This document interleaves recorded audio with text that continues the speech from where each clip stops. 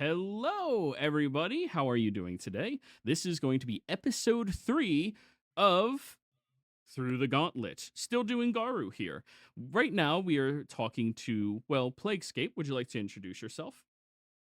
Hello, I'm better known as Plaguescape across random parts of the internet. I used to be a card game streamer. I'm currently, right now, in the midst of making a card game, actually.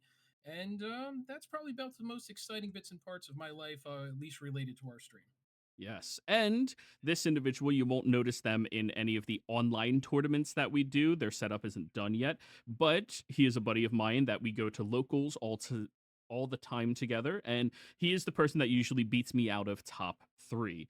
We have him piloting 2 Bleach decks today. We figured we start off with the better of the two, the fan favorite Kenpachi, Unohana, and Toshiro deck in green Bleach. So, knowing what you know about the deck and the amount of experience you have, what do you think makes the Bleach Kenpachi Unohana deck stand out in today's meta? In today's meta, it primarily stands out because of the factor that it can have a very explosive turns. Getting the Unohana to load in other cards for free is huge, and the other thing is Toshi right now is the only real card that has a full almost board state lockdown, especially in green. You'll get the triggers in yellow, but having that effect in green and preventing the back line from being untapped isn't huge. But as you can see, even in our current matchups, a lot of people are starting to use the double energy producers while untapped, and it can affect their backline. Yes. Recently, since Toshi has become less popular, especially around our local metas, people have been playing a lot more of those cards, which means a sneaky Toshi can sometimes just steal the game. Now, in this matchup, I feel like Garou may actually be slightly favored. Can you tell me what it is that Toshi wants to look for in order to be able to gain a large enough advantage to beat out the Garou deck? So once again, I'm only speaking in personal opinions, but I believe just trying to get that more explosive turn out there to push out before the Goro gets himself fully online. Once that 15 cards hits the graveyard or the sideline, the Garo becomes a huge problem. It's pretty hard to push over 5Ks in this particular version of the deck, but if you can push out beforehand and kind of almost go wide strategy, the only downfall to that is also just the factor that the Garo deck has a lot of ability to push up a bunch of small ones that are going to chump and then fill up that sideline. So you're kind of racing to get to them, but at the same time you're also helping them get to that said 15 that we don't want them to get to.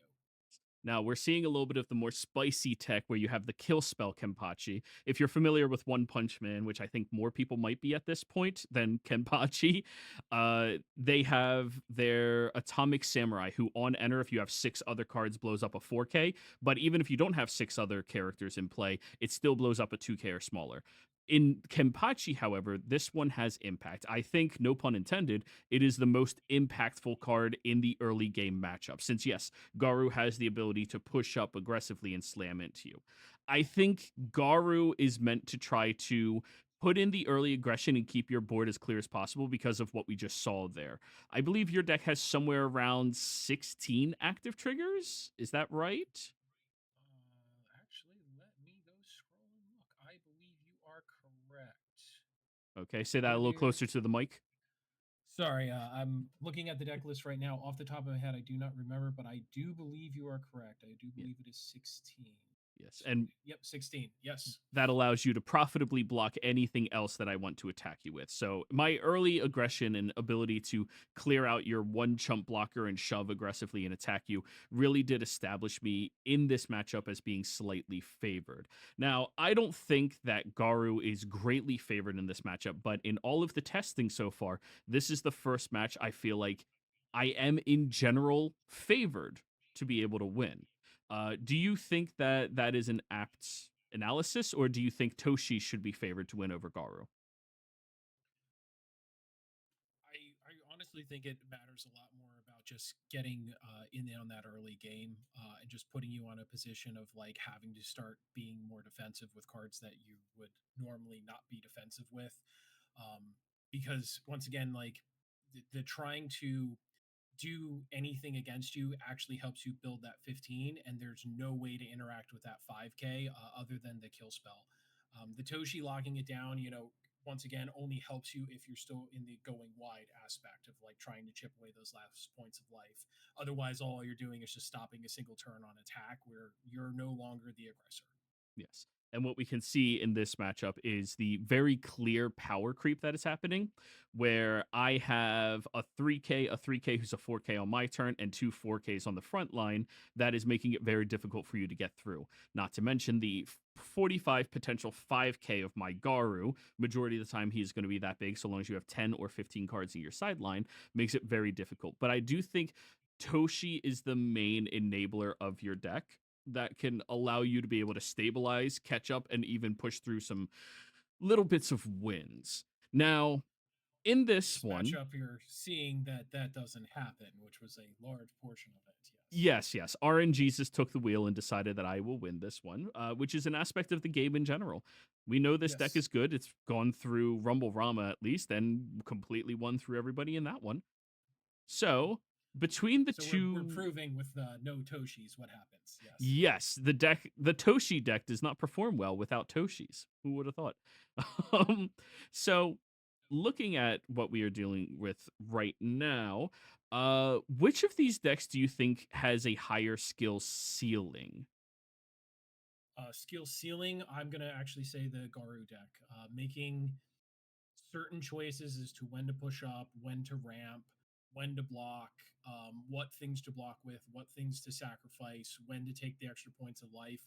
I believe significantly matter more and can affect the outcomes in the late game more. Where in the Toshi deck, it is kind of almost ramp-ish. It is almost like a green magic style ramp where it's like once you get to your Unohana and then throw in your next Unohana and throw in your Toshi and everything just starts snowballing, you're pretty much good. So that you're still trying to push to that same strategy almost no matter what happens. But with the Garou deck, there are some weird decisions that you can make that you have to think about a little bit more. I mean, there's been games playing that deck myself where raiding on top of a 4K was the right choice in order to close out a game. So Yep. like, there's weird things that can occur. Yeah, absolutely. In addition to all of that, when you hear somebody is piloting Garou, if you're sitting down with the Toshi deck, what do you think your opener should be looking like? Uh, for the Toshi deck, Mhm. obviously Like perfect a hand opener, 7 cards. oh, perfect hand opener. Of course, you're gonna want a couple of Bankais. You're gonna want some doggos in your hand in order to get your double mana ramp. They're fantastic for throwing up in the front line and getting the early chump blockers. I'm actually fine with having the Kenpachi that gives you the option to either choose to quickly throw him in and knock out one of their early guys that'll try and chip damage in, or Mhm. even just hold him back until they put up their first 4K and then kill him before he becomes a double damage impact negator. Mm. Um, it also prevents them from getting the mill, which would slow down their deck. Yeah. So it's just that slow curve. I wouldn't even be concerned. At least in this particular matchup, going against this particular deck, wouldn't even be concerned about having like Unahana or even the double damage guy in my opening hand. It's just the dogs are so good in the early game. Obviously, the having the untapped produce double energy guy is very good, but the dogs can just go to the front and then step back when you need them to when you need that extra mana. Okay. Yeah, yeah. I think that's yeah, a couple of dogs, a couple of Bankais, and then the things that allow you to accelerate into that. Like that's Yeah, four, and so and two you just zeros, and then you want the guy who, when he's untapped, generates an extra energy. yep, that'll Surprisingly be your enough, two. Toshi Yep, loves that card. yep, that can be your two, and then you have your like one or two dogs, and then your Bonkai. Obviously, a kill spell is never bad, but it's not something you need in the opener. You actually want to hold your kill spells for when you see the big scary Garou, because once again, he's an issue. Once you get the things that are 45 plus, there's no way anything in your deck gets over top of it. So you want to really kind of not want the kill spell necessarily in your opener because it's just going to be a dead card you're going to hold and wait and wait and wait and wait until you see the Garou that can become a 5K. And just drawing into the Unohana is perfectly fine. Having her in your opener is not the end of the world, but it's going to be a dead card for at least 3 to 4 turns. Yes. Now, as we can see here, the dog is doing exactly what makes that card so insane. I think Sleeper, that might be the best card in Green Bleach. The double energy producer who has step. I mean, it's just a really good card. A lot of IPs seem to have it, but you being able to put that up there did stop me from getting early chip damage in against you, which is how Garou kind of wins. You get early chip damage in, you get yourself up to 15, and then you have a big scary 5k that your opponent goes, "How do I beat this?" Well, of Your course, they're not playing all the kill spells. Yeah. yeah, your viewers will be excited to see in the future. There will be a 3K double energy producer with step that they're going to be Ooh. seeing a lot of on the front line in your future videos. Yes, The there is going to Speedo be. Sonic. Oh, I Yes. cannot wait to play. He's not a double energy producer. He's only a single, but he's also only a two drop. No, no, no. The Fantastic. step one. Yeah, yeah, he's only a two Yep. drop with step and single energy producer. He's insanely good though, especially for Yep. that style of deck, which is a deck that I think pushed Renji Rush out of the meta. I know a lot of people here might disagree with me in some part about this, but I wholeheartedly believe Metal Bat is tier one in NA currently. And I will stand on that hill until somebody can prove to me it doesn't compete against the Gatekeep decks. Now, Uh, in America, I will agree. It is yes. way up there, way more than people give it credit for. It does the same exact thing that a purple bleach deck, which we'll be seeing soon, does, where it just drops a bunch of 4Ks that you can be excited about having on your front line. Now, as you can see right here, I established on this board state, looking at yours, that you only had one Toshi raid target in play. Now, in some arguments, I could have targeted the dog because the dog allows you to later on step back and be able to get to 6, where Unohana can net you some huge advantages. But I figured if you've been playing out these other on play value cards for less value, that you aren't really piloting with a lot of raid targets at the moment. So I used a hard kill spell to kill a zero drop Toshi. Now, that is a line that I think really establishes somebody who has become proficient with their deck as a control player with Garou. Uh, Yes. Speaking of control, how would you categorize these two different decks in the specific matchup? Well, once again, an opinion, and you can have different play styles. Mhm. But I personally feel that the green Kampachi deck feels a little bit more kind of like a snowball, kind of like a ramp. It's a little you can go off mid game, but late game is like where it gets really scary, and your opponent's going to start getting punished with like every single turn. So I kind of feel like it's not necessarily as much of an aggro deck, even though the objective is to get a bunch of stuff on the table so you can kind of go wide. Mhm. The Garo deck is definitely more of a slow control, almost tempo ish deck. There's decisions that you can make that can get you head on tempo with. Yes.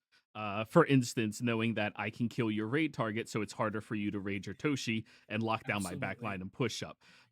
Being able to know that if you put the step dog in the front line, if I have the option to kill it, I should probably try to prioritize that to stave you off of being on 6. Per Red Garou has all of that availability with its playstyle, which I do think makes it a much higher skill ceiling deck than Toshi is. However, I do believe for skill floors, Green Bleach's Toshi probably takes the cake for what you are piloting. Because as a floor, Garou deck goes, I mill myself, I draw, I discard, I count to 15, he's big, deal with it. Like that is the floor of playing Garou. Whereas this deck, Green Toshi or Green Captains, I guess, is what some people are calling it, 13 Court Guard, whatever.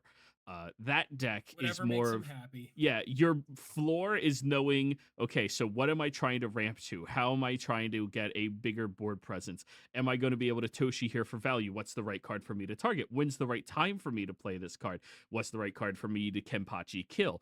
All of these things are a lot of things that make the floor of piloting this deck quite a bit higher than I think Garu's is, which I think is very interesting about this game. We have a lot of diversity for skill ceiling and skill floors, wouldn't you say? Yeah, yeah. There's definitely a bunch of different lines of play. Um, I would say, given the hands that we are going to see throughout these three games, I don't think either of us made any misplays on anything other than there was maybe one time where when I was pushing up for a blocker that was a potential bad choice. But outside of that, is the lines that we had to play did matter and did change outcomes. And like I said, the one where I can admit I did make a mistake with a push up, that line, there was logic behind it and reasonings behind it, but them coming in and then you using like the example you gave where you used the kill spell on my zero, that line of play then did pull me back with my ability to then have a raid later on. So there are, you can just go brain off and play out the deck and it will autopilot to a point, but the decisions of when to do certain things and how you want to try and stack your chains with the unohanas will matter. No. Absolutely. I think you're correct about that. Now, I just want to point out this play line right here. I think this turn really shows what an experienced player with these decks is doing. Now, you've been holding on to Toshi for a little while now. You just played him. Notice my Hellfire is no longer a double energy producer, so that puts me down to 5 energy. I can't raid another Garou. You tap down my Garou, which is fantastic for the aggression, since you can't break through him Mhm. anyways, and for the defensive nature of, well, now you don't have to worry about him attacking you twice with impact, or Yes. potentially twice with impact. But you will see here, this is a very niche situation to happen.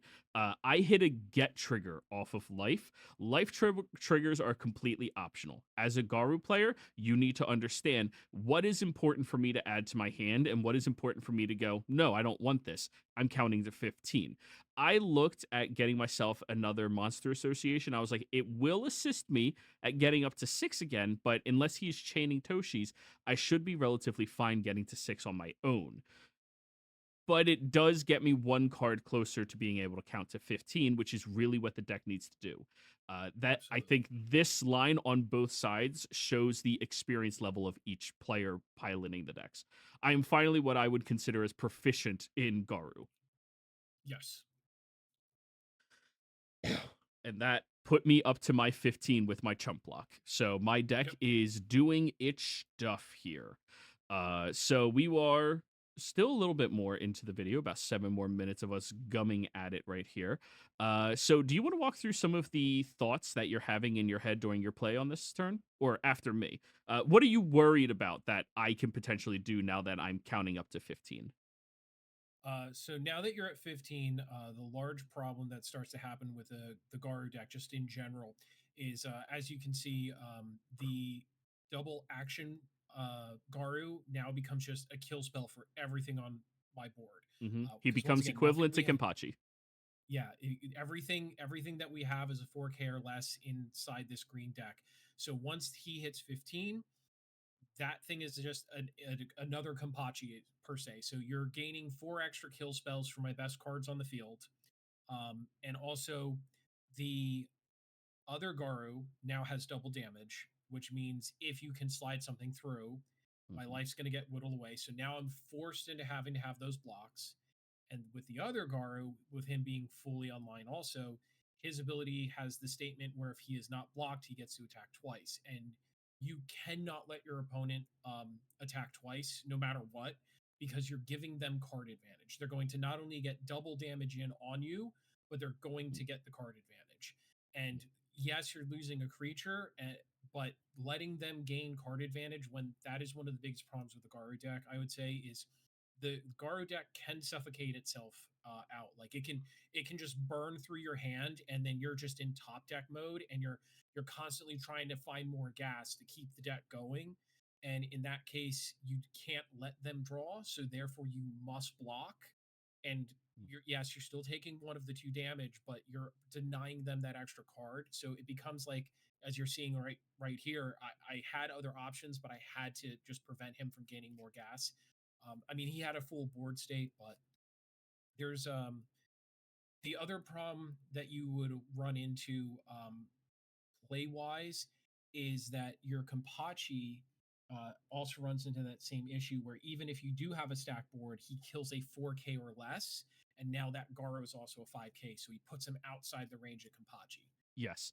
I will say, though, since we didn't touch on this and it is relevant in this matchup, you chumped with everything else except for your 4-drop uncommon Kimpachi, which is the best Kimpachi we have in the game currently because he attacks as a 5K.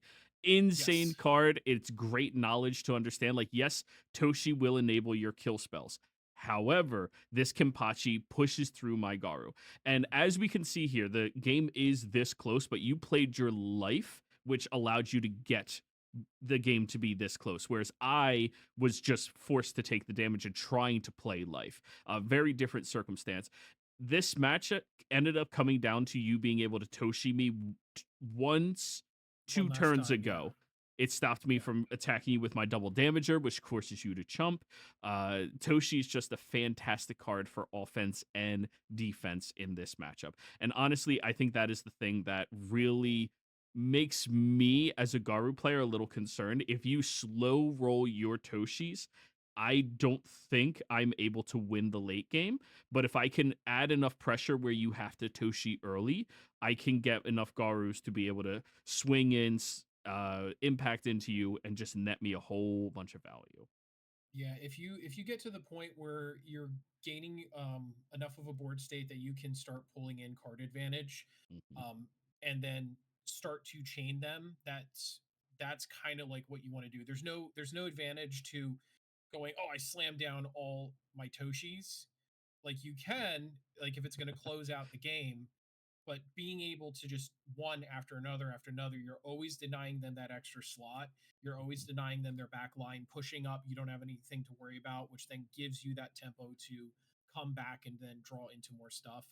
That particular play just came down to the factor that, like, looking at what had already been played and the odds and chances of me having like the extra kill spell, along with the factor that I knew within the next turn with what you had on that front line, you could push up and then close it out regardless if I was at 3 or not, Mhm. that it was worth just taking it to get that card advantage that we were talking about. Where that Yeah. those that extra bits of information, yes, I was risking losing the game for sure on the next turn, but the percentage difference of me winning or losing came out to, well, more cards means I can go off.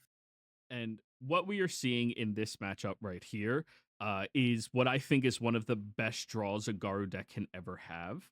I Absolutely. played 3 of the color trigger Garus. Now, unfortunately, red has the worst color trigger in the game. Some people Which can is try why to it's the argue. I best. hate it. Yeah, yeah, it's It's it's relevant like once every 6 games. the But reason it's the best is because you got them all in the opener, so you didn't have them in the yes, lifeline. I don't That's have the to best worry place about to them get your being in red color life. triggers. Yeah. Yes. And it also accelerated me to 6 cards in my sideline without losing any life or chump blocking or looting any cards. This is probably the best draw you can have as a Garu player. Even though my energy line is just sitting me at 5 right now, I have 2 3Ks in the front line that you're being forced to chump block with. I'm able to analyze you have 3 Toshi, so I can't stop you there, but I can definitely kill spell your Unahana if I have any more of my kill spell when played guys. And I'm able to just keep pushing up into you with early aggression and close out the game with Garu very quickly. This is a variance draw, as you can see. Plague is playing the game right now. He is not whiffing. He's still playing all the cards and everything. But the exceptional nature. Oh yeah, and now you couldn't hit the Raid So Hana yeah, off the top. that was the play that I kind of spoiled a little bit when we were talking about making lines in certain plays. Hmm. That was probably the closest thing to a misplay that I made out of all 3 games. There was Yeah, logic behind it, and there yeah. wasn't necessarily a high chance that you were going to waste a 5 mana double action kill spell on my single Unahana No. without without the knowledge that I didn't have another one in hand. Yeah. But you did have the open opportunity with the double action Garu. And of course, you saw that I had all the Toshi, so it made the most logical sense for you to go after that Unahana. Um, And I was immediately I rewarded with that. and you were, yeah, if you the truth is in most other matchups you're not going to see a play where somebody's going to do that. Now, once again, we're going to be seeing Purple Bleach soon, and in Purple Bleach, there's Mm. opportunities for, say, a Renji player to kill something. Um, I just kind of played those odds that you weren't going to see another kill spell off of the double producer Garou, and sure enough, you did. So Yeah. it was a risk, and it was Yeah. probably my worst calculation out of all the games. Yeah, yeah. I mean, you did the math, but you're just bad at math. It happens, you know? Like now that's the end of our match. Yeah, that's the complete end of it. So, I would like a percentage number and short justification of how you think this matchup should go. Which deck is favored, 60-40, 50-50, whatever you think it should be. Ooh. Um, so I'm gonna say something spicy here. Uh-oh. Obviously, as you know, I'm a big fan of the Garou deck. In Yep. case you haven't noticed from playing it, Yeah. um, I actually think that the Toshi deck probably has like a 5% chance. It's probably like 55-45 for the Toshi deck. Um, In favor of but Toshi? in favor of Toshi, yes. I'm Okay. actually gonna say something crazy like that. Now this is I'm talking a broad span across all players. A Sure. a seasoned pilot with Garou is going to know, like I said, all those little ins and outs. But Mhm. on an average of just two bros picking up decks for the first time, they have full knowledge of how the cards work and interact. They're not making misplays. The Toshi deck has this ability to really lock out and basically snuff the Garou player by preventing them from gaining that extra gas, but that all relies on them getting the right card draws in the right order, and RNG is a part of the game. But if you just had like perfect curves set up, the Garou deck, yes, could be huge and explosive. But if I say you never get to attack with that 5K that draws you extra cards and gets that extra impact damage in for the next 4 turns while I'm doubling up and dropping down Kenpachis to kill everything else, I think that squeaks out at least an extra 5%. Now, once again, against two completely veteran seasoned players, um, I'm going to lean towards the Garou player, Mhm. but that's partially biased because I like the. Okay. So, I would say average players, in my opinion, Toshi takes the cake probably a bit more because of the ability to just like realize, oh, if I rate this here, I fuck over everything you do. So I You will can't put it say at that. 60-40. I can say whatever I want. It's my channel. It's a Uh, monetization. yeah, fuck them. So I would say 60-40 personally for average experienced players. But if we're getting down to people that are proficient with the decks, I Mm-hmm. honestly think Garou might be greatly enough favored uh, to be able to push him up to about 65-35. Sure. RNG Yeah. will be a big enough factor. And if the Toshi pilot has a good, consistent chain of raid Toshis with the 6 active, then yeah, you're going to be able to squeak out some wins on that, right? Especially since Yeah. Two out every of three. Garou Yeah. deck I'm seeing uh is running Hellfires, the win untapped gens 2. Toshi just eats those decks up. And those cards are fantastic. Toshi is just the only thing that really beats it. So, all Yep. right, good That's analysis. where they get punished. Yeah. Yep.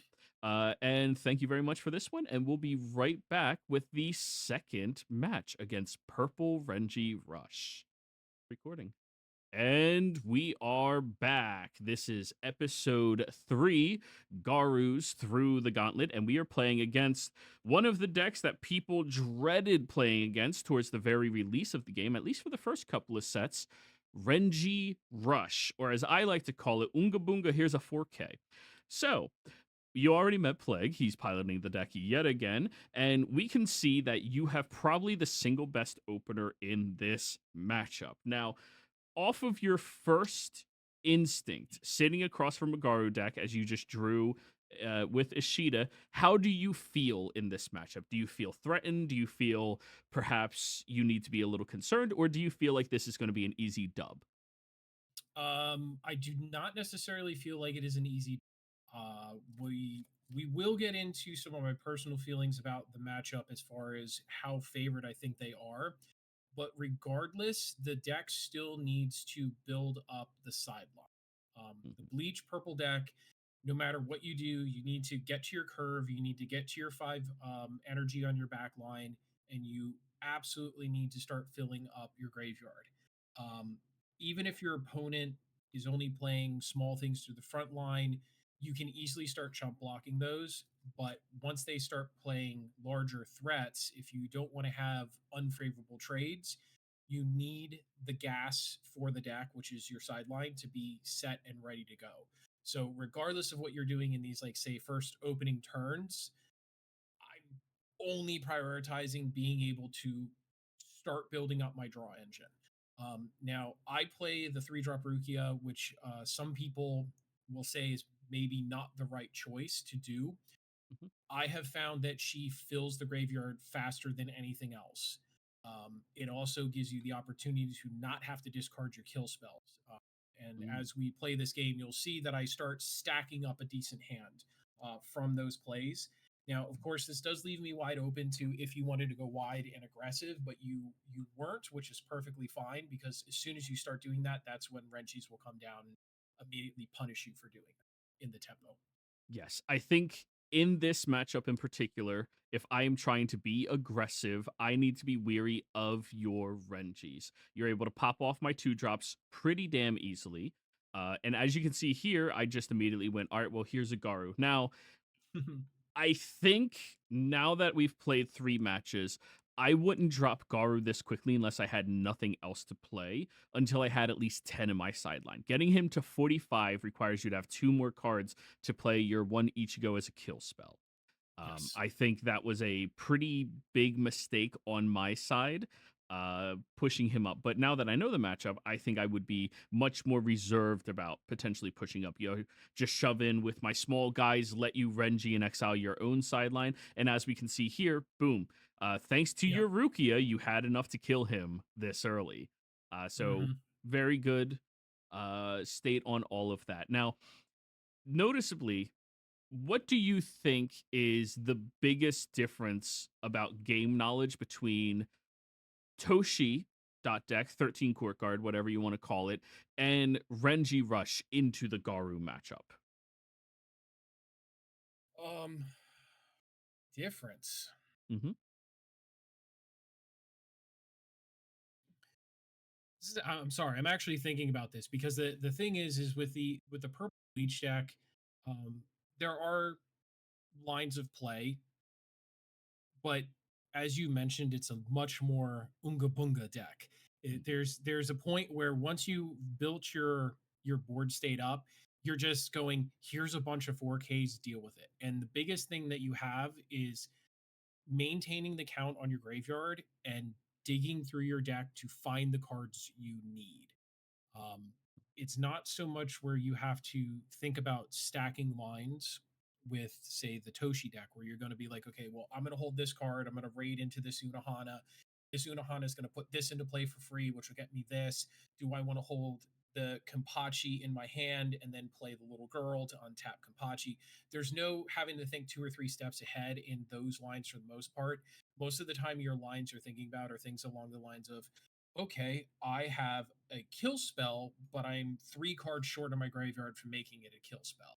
Yeah. And those, you, you're unfortunately, your lines with the deck get very heavily determined by how well you can self mill yourself. Yes. So, speaking about that, how about we go over what you think the skill floor of the purple Renji Rush deck is and the skill ceiling? Because no surprise to anybody who knows me, I think the Renji Rush deck has the lowest ceiling in the game for skill. It is, or yeah, lowest ceiling in the game for skill. How would you rate it? Um, Ceiling wise, yes, it's pretty low. There are plays where you're going to deliberately hold something back, or if you're a seasoned player, you'll know certain cards are on their way out from your opponent's deck. And in those particular cases, you'll hold, say, your Ichigo back, or in this particular games we're going to see here, there's almost no times where I'm holding my Renjis back as soon as he drops something on the front line. But there are times where you will hold your Renjis back against certain matchups, and just allow your opponent to misplay into that. Mhm. But that's like probably the extent of the ceiling, because in most cases you're just going to go, I have 4K, you don't have 4K, play it, don't care, turn sideways. Yeah. um there are some lines, and I will admit, me personally as a player, I do not activate the Renji's ability to give him double damage as often as I necessarily should. I Mhm. prefer keeping a large board state, um, and Yeah. in these matchups against Garou, I was doing it more often just because I know how explosive Garou can be, and because I Mhm. always know that I'm going to need to sacrifice a blocker to the Garou coming in, the one that gets to attack twice when we get to that state in the game. But these things that I'm discussing are, once again, not that high of a ceiling. It's just knowing, oh, he has something that's bigger than 4K. I in trouble, you know? Yes. So you would say that the majority of the skill required to pilot Purple Bleach comes down to knowledge of matchups and knowledge of problem cards.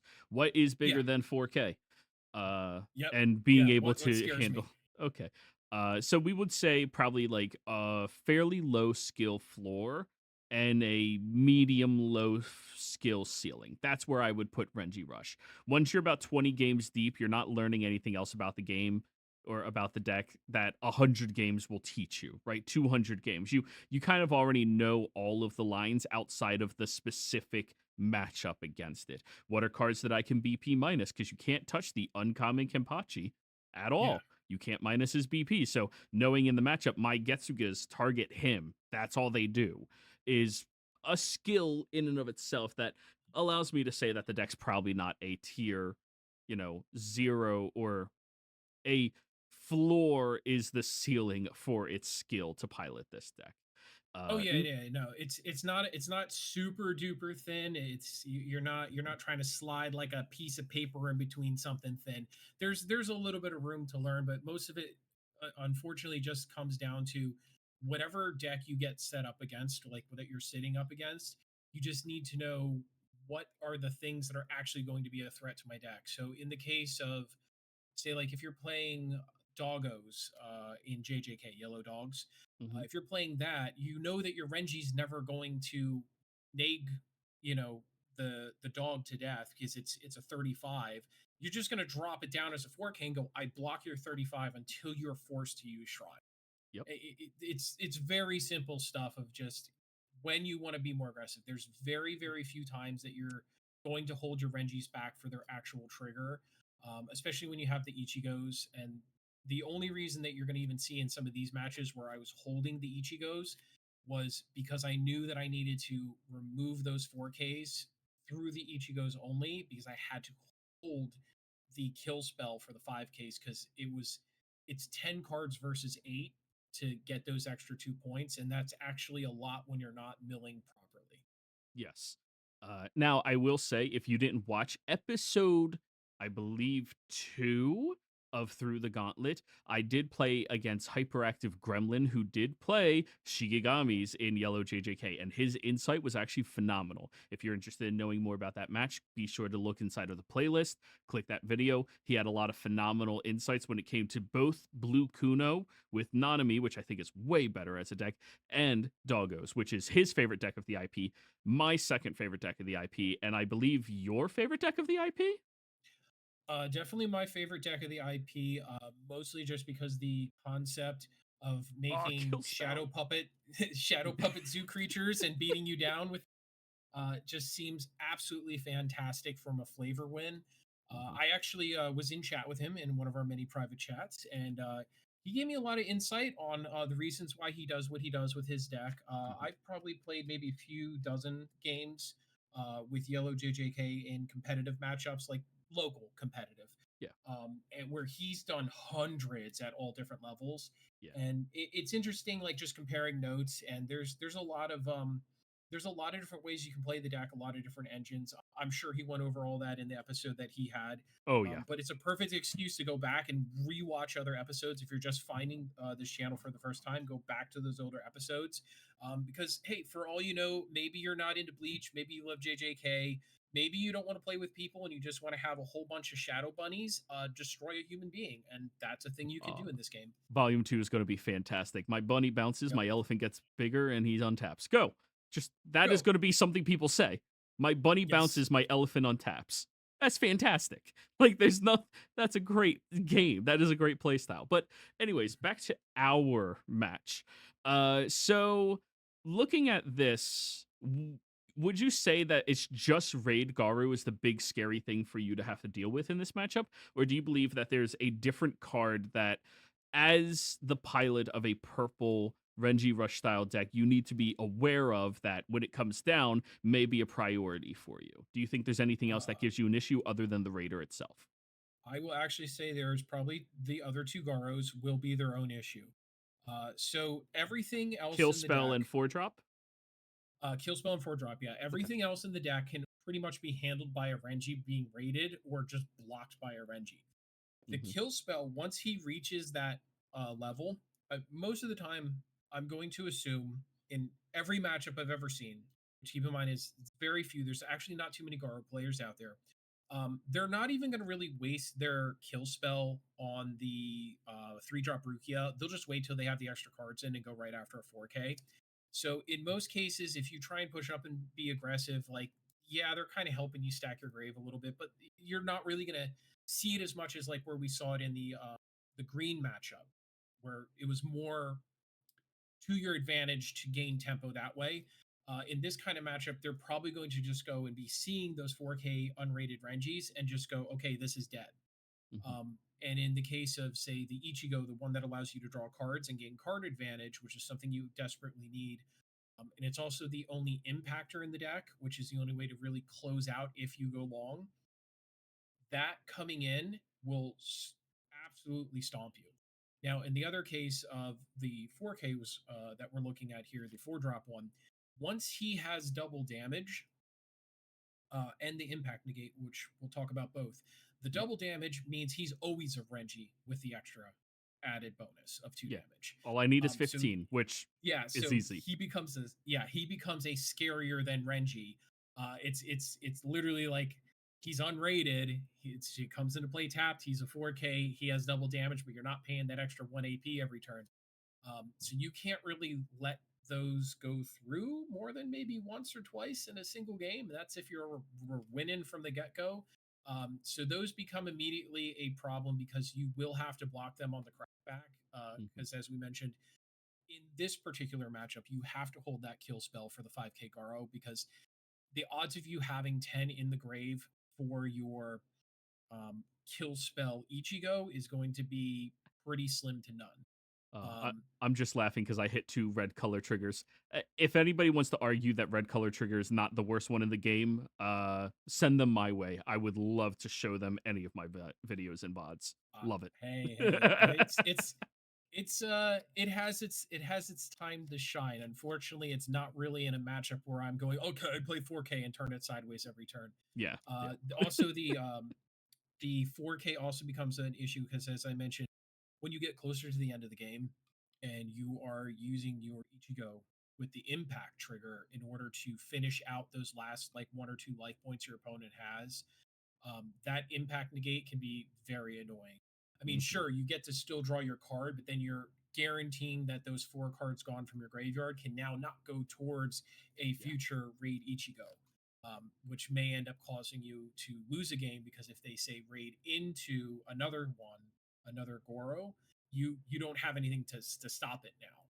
Because by this point in the game, I think in every single one of these games, you'll notice um, I'm going down to maybe the last 10 cards in my deck. I think in the one game, I oh yeah, literally show there's sub 6 cards left in my entire library. Like I was about to deck myself.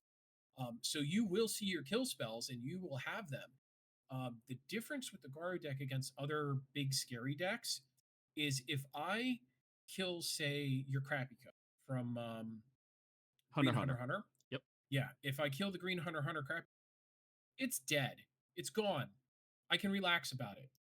In this deck, you have Monster Association and you have Tar to bring back Garou. So it's just like as soon as I kill your scary, you're just like, guess what I'm raiding next turn? Yeah. Surprise, surprise. Yeah, I So it sacrifice this becomes the thing, play clock. my Boros, draw this guy. Hi, and just Yeah, raid him I'm again. back. Yeah, yeah, Yeah. it could be really ridiculous, but I think that's one of like the baseline skills that the guard players need to be aware of is you need to be prioritizing having your backline full of double energy producers. We have the Hellfires, we have all of the Goros. It just whatever you can do to make sure you maintain at minimum 4 or 5 on the back line so that you only need one more card to get your Garou online to be able to raid it, the better the deck becomes, including when you inevitably have to sacrifice Tario, the little kid, in order to do that. Hmm. Now, in this matchup, which deck do you feel is the control and which deck is the aggro? Because he and I come from a Magic background. We both did competitive Magic for years. You did it way longer than I did. But I think we kind of ended around the same skill level within it, like doing regional performances and shit like that, going to PTQs, stuff like that. Which do you think is the aggressor and which is the control? So there is a way to build. I'm going to side tangent your question here real quick. There is a way to build the purple Ichigo deck as a much more control version deck, Mhm. and it's very very fun to play. Unfortunately, I come from the bias that Renji is one of the best characters in Bleach, so I had to Yeah, build the Renji version. play what you So like. the Renji version is obviously much more of an aggro deck. There are control aspects to it, but for the most part, you're mostly yeah, double kill skill. You're welcome for that, buddy. Yeah, there's Like I control said, aspects. Kill, kill, kill, kill, kill. kill. Yeah. Well, yeah, that's where once again, as I was saying, you end up just drawing through your deck. Going through yeah, here's me showing. There's only like 6 cards left in my deck. Hmm. Um when you go through your entire deck, then sure, you're going to be able to stack up all your kill spells. And you can play your kill spells, like a control player. But to be honest, it's the deck, despite the flavor of the deck, we're talking magic cards here, unfortunately, people, for anyone that hasn't played magic. The deck itself is very much a delve style deck where you want to maintain your graveyard. But Hmm. when you're actually playing the Renji variant of the deck, the one that I'm Sideline, currently by playing the way. here, Anybody who's wondering what the fuck a graveyard is, sideline. sideline. Yes, Yeah, sideline. Yes, yes. We're using magic terms here. I warned him ahead of time. yeah, yeah. Is that those kill spells are just to help you push through those Renjis. You're just get rid of that thing. Here comes a Renji. He's coming Hmm. for you. He's giving you a hug. So it is definitely more of an aggro deck. There are once again there are thinking decisions that could come from a control standpoint of when do I want to use the raid Renji instead of just drop him down as a 4K. There are those lines of play, but for the most part, the deck is more an aggro deck. If you look at, once again, I know we're using magic terminology here, but if you look at some of the older magic delve cards, one of their cards was a Gurman Angler, and the whole objective of that was literally just to use your graveyard to pay for a big thing and just turn it sideways. Here's a big Now, fatty for obviously, one. yeah. So once again, we're not using our graveyard to pay for it, but it's still just that feeling of like I'm putting something in that you have to deal with sooner than later, and most things in your deck can't even block it profitably. Yeah. So it is definitely more of an aggro style deck, where the Garou deck has so many lines where you can gain tempo on your opponent through, say, Mm. using that kill spell from the back line, the double energy, or sorry, double action point of Garou, um, Now, to gain those abilities and tempo out.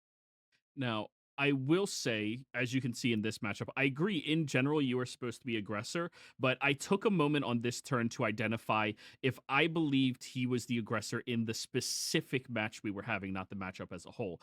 Me Hmm. seeing that he was only had a Renji in the front line. He was only able to supply one. I figured he's going to have a lot more Ichigo raids, which means I have better opportunity for 2-for-1s. And I took my turn in order to establish myself as the aggressor in the matchup.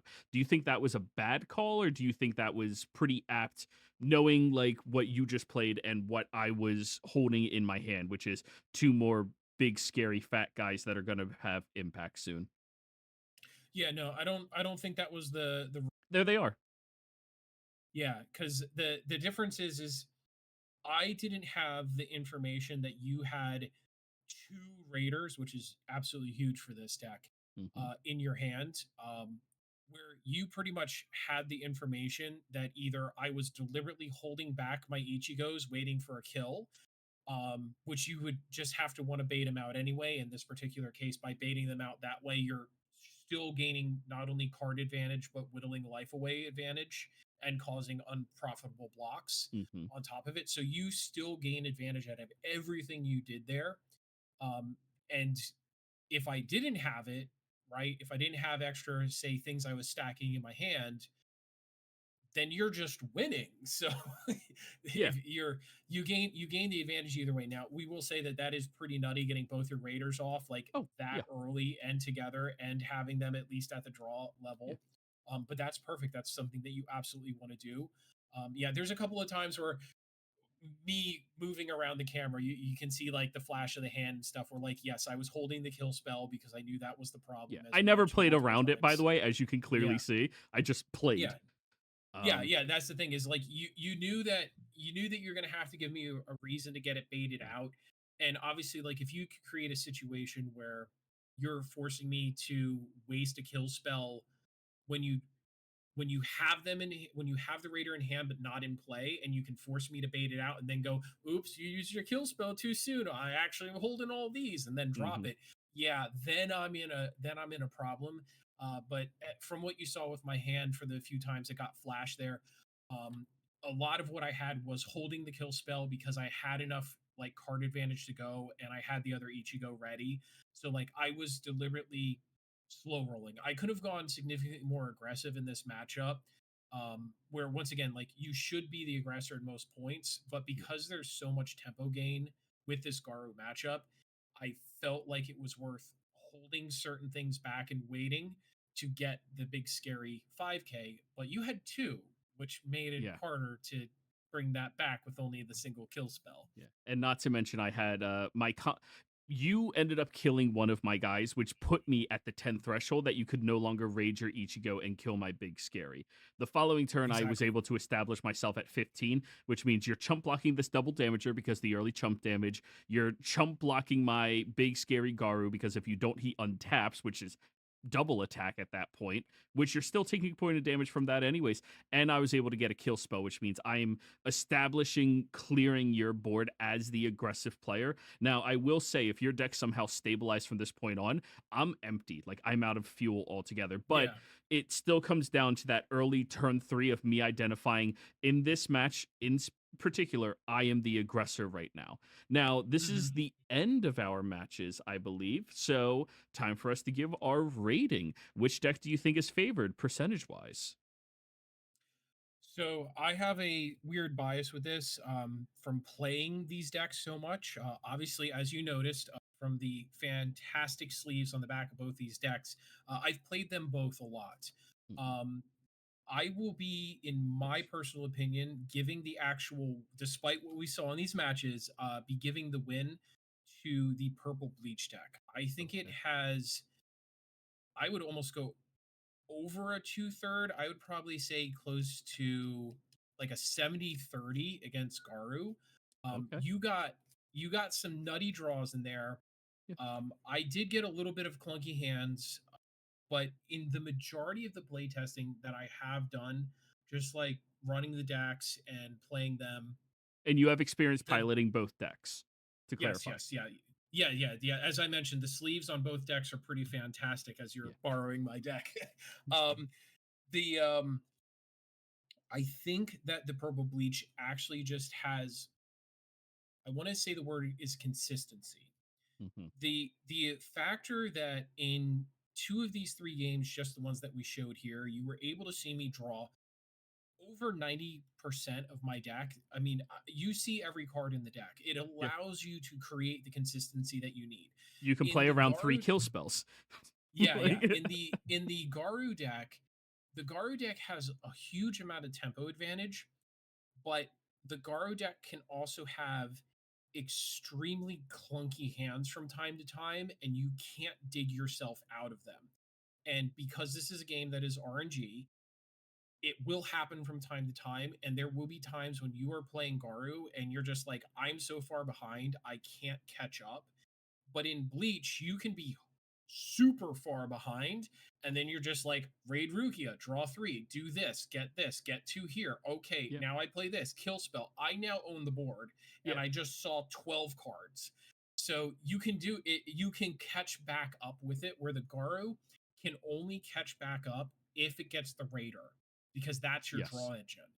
So there's, I feel like because there is a higher level of consistency to regain board state in Purple Bleach, that you have a, for now, higher percent chance win playing Bleach. It's also one of those where we mentioned the floor and the ceiling. mhm, With a deck where you have less of a chance of making a misplay, you can't screw yourself up. It is extremely yeah, possible, and I have done it multiple times myself, misplaying Garou by just like making a really dumb decision at the wrong time, or going, oh, I pushed this up. Oh shit, I don't have 6 energy on my back line anymore. yeah. Little things like that. Count the sideline, count your energy, count cards in hand, count discards. Like, Yeah. it's a lot more counting cards. Hmm. Yeah. Now I think for a skill floor matchup, like two people just picked up the decks, I would agree with you. 70-30 Yes. sounds about right in favor of Bleach. But going for two players that are proficient, I feel like it's closer to a 55-45 in favor of Bleach still, but the Yes. unlocked ceiling of a master piloting Garou, which we don't have yet that I'm aware of. There might be somebody out there who's No. 100 games deep, always playing Garou. I think that would be able to push that player up about 60-40 in the matchup of being favored, especially against somebody who's not, say, a master of Purple Bleach. Now, come Volume 2, I think that's going to be pushing Garou a little bit further down once Bleach Volume 2 comes out, but that's going to be everything in the meta, as power creep is a thing in the game. But I think that's everything we wanted to go over in all of this. Thank you very much for it, and we'll see you in the next episode.